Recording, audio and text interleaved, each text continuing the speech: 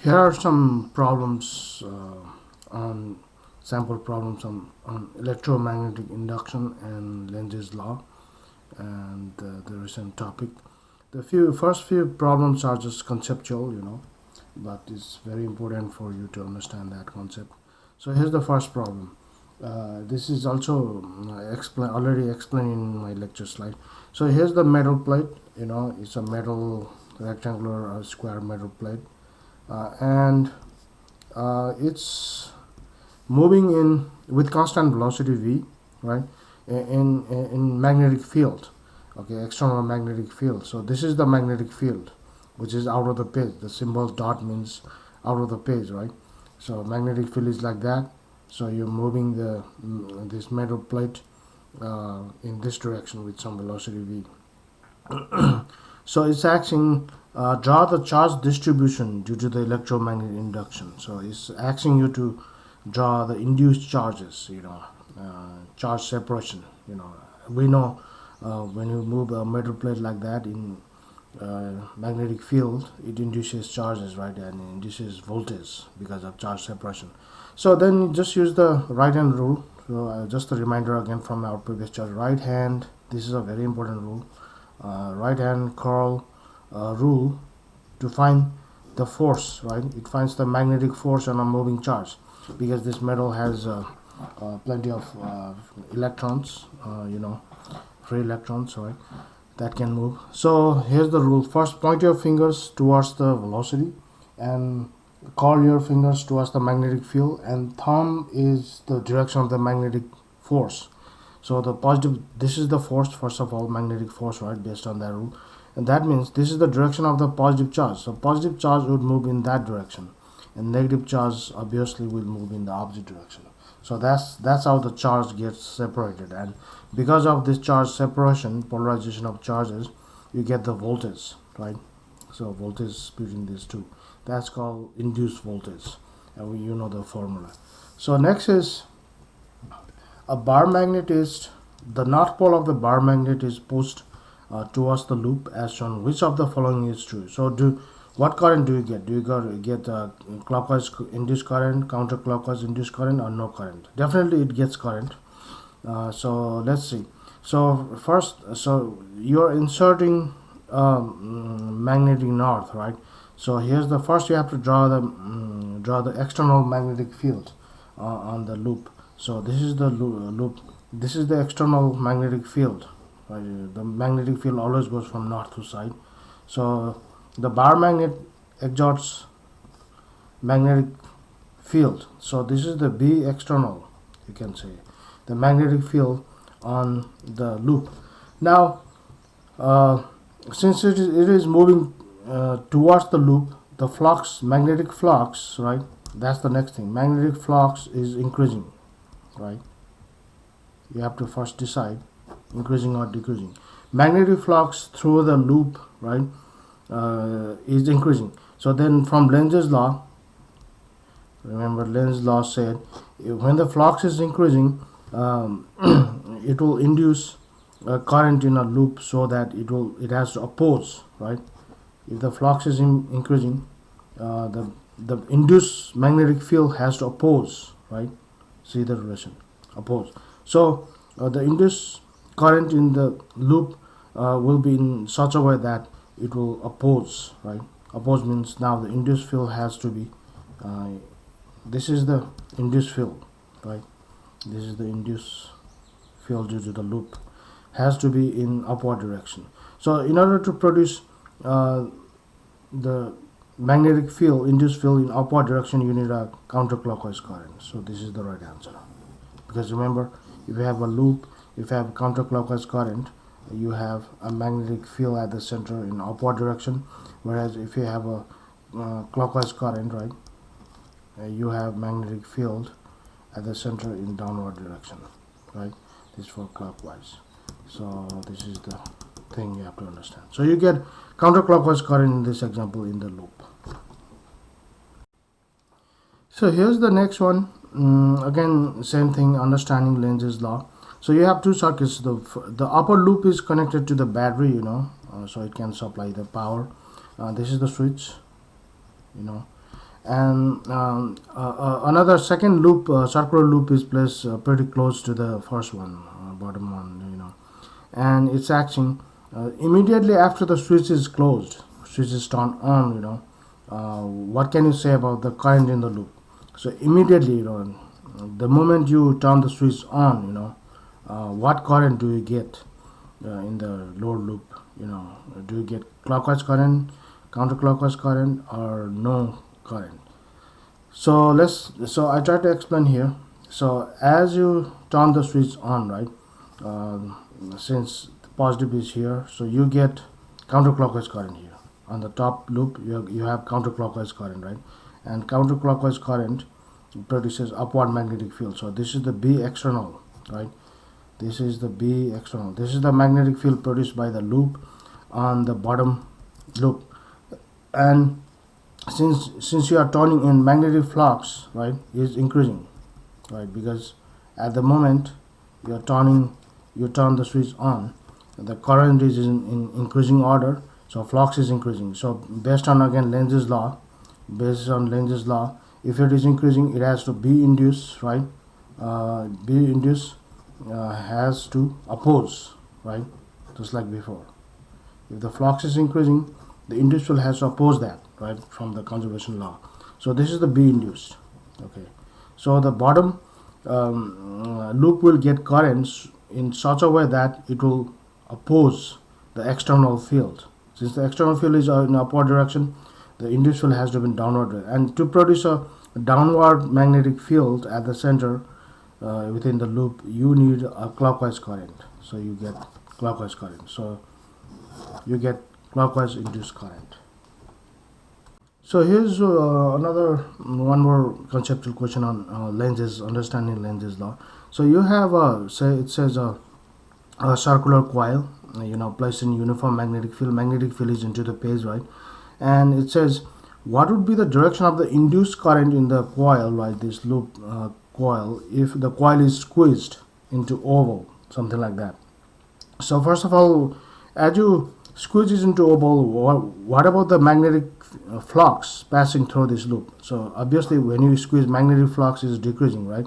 Magnetic flux decreases, and as the magnetic flux decreases, based on the Lenz's law, it has to support, right? It has to be, the induced field has to be in the same direction, right? So induced field has to be in the same direction. So this has to be the B induced. This is the B external, right? And since the flux through the loop is decreasing, so based on the Lenz's law, the induced field, it will induce current in such a way that the induced field has to support, that means in the same direction, right, as the external field. So to produce the induced field into the page, you need what? Clockwise current, right? Clockwise current means into the page. So you get clockwise current. So you get clockwise induced current in the loop as you try to squeeze it. Okay, so please try to understand that. Okay, so here's the next question. It says you have this rectangular kind of wire, metal, you can consider as a metal wire or metal plate, and it's moving with 5 meters per second in magnetic field. So you have some external magnetic field in this region. You don't know it, is it out of the page or into the page, you have to decide that. It's moving with that, and because of induction, you have a induced electric field, induced voltage, and positive side is here, negative side is here, and that's what it says. So you have induced voltage, right, or delta V 0.05 because of the induction, right, and this L is 10 centimeter, and let's make it big V actually, because this is the voltage and V is the speed, so little confusing symbol. So 5 meters per second, right, and it's acting based on this data. What are the strength and the direction of the magnetic field? So it's acting B, both magnitude and direction. So first of all, finding the magnitude is easy, because since the induced field, right? Induced voltage is BLV, right? Sine of 90 degree, because the velocity is making 90 degree angle with the magnetic field. So then you can find the B. B is the voltage induced divided by L times V. That's easy. Voltage induced is 0.05 divided by length is 10 centimeters, 0.1, and speed is 5. So that's it's going to be 0.1, and unit of magnetic field is Tesla, T, big T. But what should be the direction? Remember, it says the induced positive charge is to the left side, right? So that means we know that the magnetic force has to be in that direction. The magnetic force is that direction. So based on that, you decide the direction of the magnetic field. So remember, so if it's moving like this, point your fingers towards the velocity, right? This is the velocity. Point your fingers. So, and in order to have your thumb is the force. In order to have your force to the right side, you have to have magnetic field out of the page. See, curl your fingers, right? The other way is not possible, right? So this is the answer. Okay. So since you have the fingers curling, it shows the direction of the magnetic field. So the magnetic field has to be out of the page here, like this. This is the external magnetic field. Okay. So this is the B external. So that's how you have to decide. So this direction is out of the page. B external. So here's the next numerical problem. So here's the question. So you have a loop, single loop, 10 centimeter diameter loop placed in magnetic field. Magnetic field, this is the external magnetic field, is into the page, right? And the loop's resistance, the loop has some resistance. Loop resistance is 0.2 ohms, all right? It's actually determine the magnitude and the direction of the induced current. So I induced. So to find the induced current, it could be clockwise or counterclockwise. You have to figure out. To produce the induced current, you have to first find out the induced voltage, right? From Faraday's laws of electromagnetic induction. So because once you find induced voltage, right, we call E induced. This is just the voltage actually. You can say voltage, induced voltage. Then just divide by resistance, gives you the induced current. That's it. But it says the magnetic field here is decreasing, okay, at 0.5 Tesla per second, okay. If the magnetic field is steady, you don't get any induced current. So here's so Faraday's law, right? This is the important law we have. Faraday's laws of electromagnetic induction says the magnitude of the induced voltage in any loop, right, is given by this N delta phi over delta T. It basically says the induced voltage is just the rate of change of magnetic flux. Phi is the magnetic flux. Go back and check the lecture. Yeah, and its formula is AB cos theta, right? So here theta is the angle between area vector and the magnetic fields. Here in this case 0 degree angle. So side view, if you just check the side view from here, right, it will be something like this. So this is the coil loop, right, and it's either this, right, this is the area vector, right, you can say area, right, which is normal to the coil, right, with the magnetic field is into the page, right. This is the magnetic field. So they are parallel or anti-parallel. So that means cos component is gone. Cos 0 or cos 180 degree is 1, right? So phi is, in this case, phi is just AB. So here number of turns is just 1. So induced is 1. Number of turns is just 1. This is a single loop. Delta phi is what? Phi minus 0, right? Okay.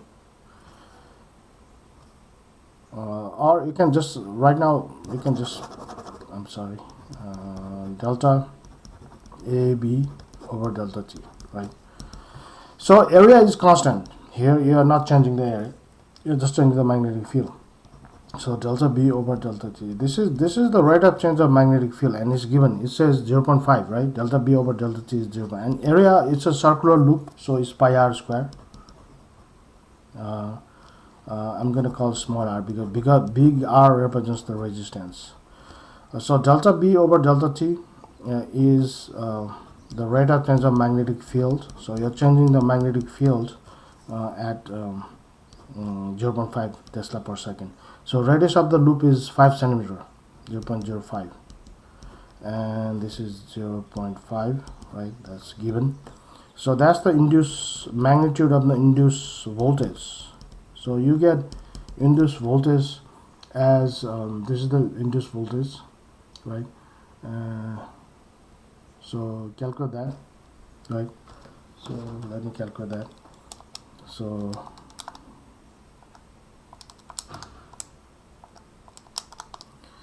that's going to be 0.0039 volt, right? So once you have induced voltage, so induced current, that's what it is acting, is just induced voltage divided by resistance of the loop. This is given 0.0039 divided is it has a 0.2 resistance. So induced current is 0.0196 amp, which is about 19.6 milliamp. So that's the answer. And what's the direction? So this is just the magnitude of the current. So but what is the direction of this? Clockwise or counterclockwise, right? So then back to Lenz's law. To find the direction of the induced current, you use Lenz's law again. So Lenz's law says, since it's decreasing, right? Since the flux is decreasing, because magnetic field is decreasing, flux is decreasing, so then the induced current will produce an induced field. Induced field has to support that. It has to be in the same direction, right? Because it's decreasing, so this has to be the induced magnetic field due to the coil. And in order to produce the induced field into the phase, right, you need clockwise current. Okay. So its direction is clockwise. You get clockwise induced current in this example. Clockwise induced current. So here's the next quick one, similar. Here now your coil is placed like this. Okay, coil is placed. The magnetic field, external magnetic field, is still into the phase, but coil is placed like this. It's a three-dimensional picture, right? Like this. Magnetic field is into the phase, but the plane of the coil is like this, right? Its area vector is like this, right? So so flux is zero actually. No flux is passing through, the loop of this coil, right? Since flux is not passing through the loop, so you have induced current, right? There will be no induced voltage, so there will be no induced current. So that's it. So here's the next problem. Here you have again a square loop, right? Square loop is supplied current. So you have some current with a 9-volt battery. That's the battery current, right? So this is the battery current. So you can call I battery, right? Current to the battery, and it's connected to 20 ohms, right? But at the same time, it says it's placed in external magnetic field. This is the external magnetic field, and it says it's changing the flux. You are changing the flux from 0 to 0.5 a Tesla in 10 milliseconds, right?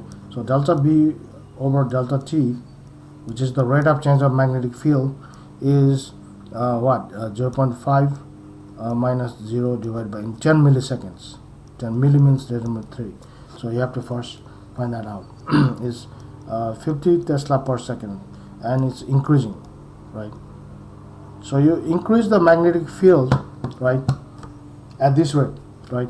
And it's actually what's the total current in the resistor, right? So remember, first you have to figure out the induced current. There are two types of current, right? And you have battery current, and battery current is just by Ohm's law. Battery current is the voltage of the battery, right? 9 volt V over R, right? And 9 volt divided by 20 ohms. So the battery current is actually 0.45 amp, right, which is in milliamp 450 milliamp, right. Now we need to figure out it's in clockwise direction. See, it's clockwise direction, right. Now next job is to find the induced current, because from the Faraday's laws of induction and Lenz's law, right, which we've been doing. So same thing. So first we have to figure out the induced voltage, right. Induced voltage is from Faraday's law, N delta phi over delta T. The number of turns is just number of loop is 1 again, and delta phi over delta T is delta A B, right, over delta T, because phi is A B and cos is making 0 degree, so it's 1, so phi is just A B. So again, area is constant, you're changing the magnetic field, so that's going to be your induced voltage, right. So then induced current will be what? Induced voltage divided by resistance, right. So area of the coil is so it's a square loop actually, right. So and so it says 5 centimeter side, each side is 5 centimeters, so 0.05 squares, because it's a square loop, and delta B over delta T is 50 Tesla per second, right.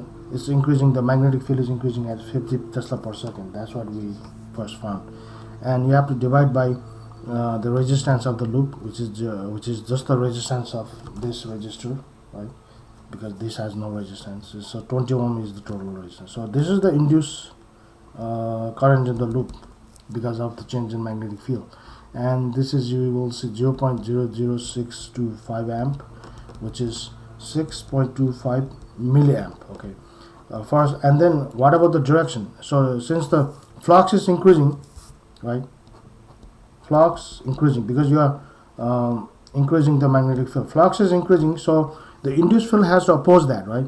So at the center, this is the induced field has to then oppose that because of Lenz's law. So this is the direction of the induced. So in order to produce in order to produce the induced field into the page, you need again counterclockwise clockwise current. Okay, so the induced current is also clockwise. So I induce is clockwise. The battery current is also clockwise, right, and the induced current is also clockwise. So the total current, you just sum them up because both are in clockwise direction. So total current is I battery plus I induce, right, is 450 milliamp plus 6.25 milliamp. So it's the total current is 456.25 milliamp. So there's a total of 456.25 milliamp of current flowing in this loop, which is the sum of these two. So here's the next question, similar question. It says, women in MRI machine doing MRI, but she has forgotten to remove her bracelet, which is a circular metal, with radius 8 centimeter. And as shown in the graph, the magnetic field in the MRI machine, which is just the MRI uses the big Tesla coils, coils to produce the big magnetic field. So it says the MRI machine produces magnetic field, and magnetic field is decreasing at this rate from 0 to 4 seconds, first 4 seconds decreasing at this rate, and then after that it flats, it becomes constant. That's how it behaves. And so first question is, right, there are two questions. What is the induced EMF in volts in the bracelets at the time 2 seconds? At 2 seconds, right? So first question, at this time, right, at 2 seconds, what's the induced EMF in volts? That's what it says. At 2 seconds, so this is a magnetic field versus time graph. So we need delta B over delta T, right? It's the slope actually. slope is just delta B over delta T, right? That's what you need for induced calculation, right? Is you can do now calculation of slope. You just find the slope, right? So it's 20 minus 10 divided by over 4 seconds, right? So it's the slope is 2.5, right, Tesla per second at 2 seconds. Okay, that's the slope. That because that's what you need, right? Is n delta phi over delta. That's the Faraday's laws. But n is 1 again. Delta phi is delta AB over delta T, and area is again constant. Delta B over delta T is the rate of change of magnetic field. So area of the coil is ring is pi r square. So delta B over delta T, because we are finding the induced voltage at 2 seconds. At 2 seconds, this is the slope, which represents the rate of change of magnetic field, and magnetic field is decreasing, right? So pi its radius is 8 cm 0.08, right? And the field is changing at 2.5 Tesla per second. So that's the induced voltage magnitude at 2 seconds. Okay. So 0.05024 volt is about 50 millivolts. So the ring has 50 millivolts of current. Okay. 50 millivolt of induced voltage. Second part, what is the induced EMF in volts in the bracelet at 6 seconds? At 6 seconds, see here. At t is 6 seconds. Now at 6 seconds, the line is the delta B over delta T line is already flat, right? So no slope. Slope is 0. It's not, the magnetic field is not changing, right? Slope is 0. This is a flat line from the diagram, right? So then there's be no induced voltage, obviously, right? Because according to Faraday's law, only changing, either increasing or decreasing, only changing field or flux will induce some voltage. Here's the next problem. It says a circular conducting coil, circular loop with radius 3.4 cm is placed in a uniform magnetic field of 0.88 Tesla with a plane of the coil perpendicular to the magnetic field. Right now, this is the situation, right?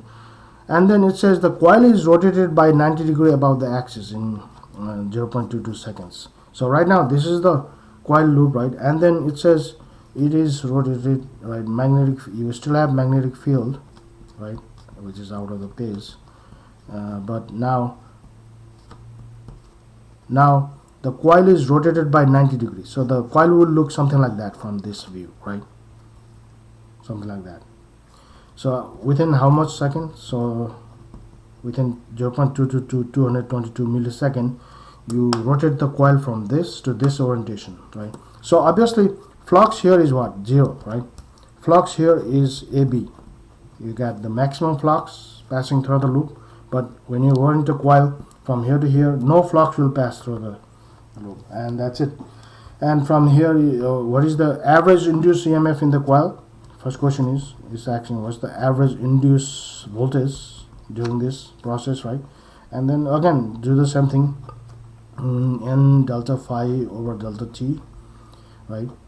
And now here you have rate of change of flux is like this. So you have since we're just calculating the magnitude, right, the absolute value, you can do 0 minus, because final is 0, final flux is 0 minus initial flux is AB, right, by delta T. But what we need is the absolute value. So number of turns is just single loop, so we just need the absolute value. So area of the coil, right, and the magnetic field divided by delta T. So area of the coil is pi r square. R is 0.034 because that's the radius, and the magnetic field applied here is 0.88 Tesla divided by the time you do that within that seconds. So that's the induced field, voltage in the loop during this process, and it's gonna be 0.0144 volts, which is 14.4 millivolt. So you'll get, during this time, right, the loop will get 14.4 millivolts of voltage induced, right? Okay, next. Now, if the coil is made of copper of diameter 0.9 millimeter, what is the average current that flows through the coil during this rotation, right? A resistivity of the copper is given, right? So resistivity from our previous topic, resistivity of the copper is given to you, which is 1.67 10 to the power negative 8 ohms meter, and it says the diameter of the right of the copper wire is 0.9 millimeter, which is 0.45 millimeter, right? So based on that, what current do you get? What induced current do you get? So we already got induced voltage. So what you need to find is what? Just the resistance of the loop, right? Resistance of the coil. And so let me show you the next page. So to find the resistance, first of all, right, we are finding the resistance of this loop, right? Circular loop. And the total length is just the circumference, right? Which is 2 pi r. So first we have to do that. That's right. The circumference is the total length of the loop, because that's what you are going to need. Because then you can find the resistance of the loop. Resistance of the loop is, because from our previous formula, rho total length over area. This is the area of cross section, right? This, you need this radius. That's it. So the resistivity is given 1.67 10 to the power negative 8. That's for copper. The total length, that's why we found the total length of the loop from circumference, and the area is pi r square. Pi radius of the loop is 0.45 millimeter, right? This is the remember, it's a little confusing. This is the cross-sectional area of the wire. In this formula, in this resistance formula, you need the cross-sectional area, this cross-sectional area of the wire, okay? Not this area, not this or this area. This is a little confusing, okay? Since the diameter of the wire is given, this is the radius of the wire, you need this diameter, okay? Not this one. Negative 3 square, right? And that's it. So the resistance of the loop is 0.00559. It's very small, and as expected, because copper is pretty good conductor. So the I induced is the voltage induced from Faraday's law previous, right, divided by the resistance of the coil, and that was 0.0144 14.4 millivolt, right? 0.00559, and the induced current is 2.57. You have 2.57 amps of induced current, right? So here's the last page, and this is the question, some conceptual question again. So here's the first one. A wired loop, a rectangular wired loop, is pushed away from a long straight wire carrying current to the right. So what it says is, you have a long straight wire, it's carrying current to the right like this, right? And find the direction of the induced current in the loop. So first of all, in order to find the direction of the induced current loop in the loop, you have to figure out what's the external magnetic field produced by this, right? Produced by the wire. The wire is providing the field, external field, to the loop, and now you have a right hand rule, right? To find the magnetic field due to a long straight wire, you have to use right hand thumb rule. Thumb is the current, and magnetic field is given by the fingers. So fingers is going into the page here, right?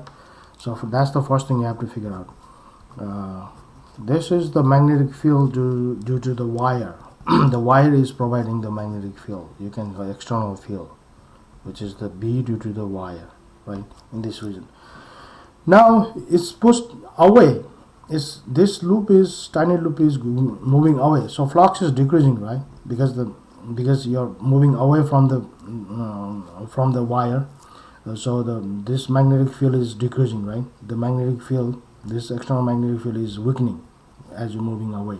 So flux is decreasing. So as you know from Lenz's law, as the flux is decreasing, B induced will be in the same direction, right? Same direction as B external, right? That's the main point. If the flux is decreasing, so since the external field is into the page, this the induced field will also be into the page. So this is the direction of the induced, and in order to produce the induced field into the page, you need clockwise current. So we have done this many times. So clockwise, so you get clockwise induced current in the loop. Okay, that's the answer. So try one more time on your own, try to understand. Here's the second part. It says a long straight wire carrying current I is in a plane of a loop, right? The current is decreasing. The current I is decreasing right here. Both the loop and the wire are held in place by external force. So this long wire is carrying current I, but it's increasing. So the current here is increasing. So that means, it's in what direction does the induced current flow in the loop, right? So we're finding the induced current direction in the loop again. So since first we have to figure out the external field, magnetic field produced by the long wire in this direction, this region, right? This is fixed now. You are not moving the loop. Instead, you are changing the current. You are increasing the current here. So what current do we get here? So first of all, again, so thumb is the direction of current. So it's coming out of the page, right? So this is the external magnetic field here now. In this case, this is the external field, right?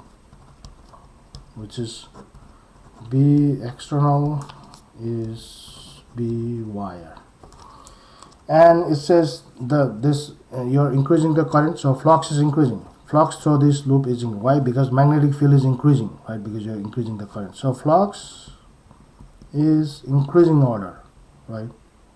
Flux is increasing. So then from Lenz's law, B induced will be, right, in opposite to the B wire, B external. Okay, if the flux is increasing.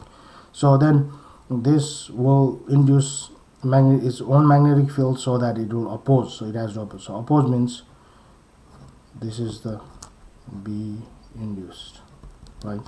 Has to be into the page. So, and again, same thing. If the induced field has to be at the center into the page, so you need clockwise current. Clocks are negative, that's how you remember. Clockwise current will always give you magnetic field into the page.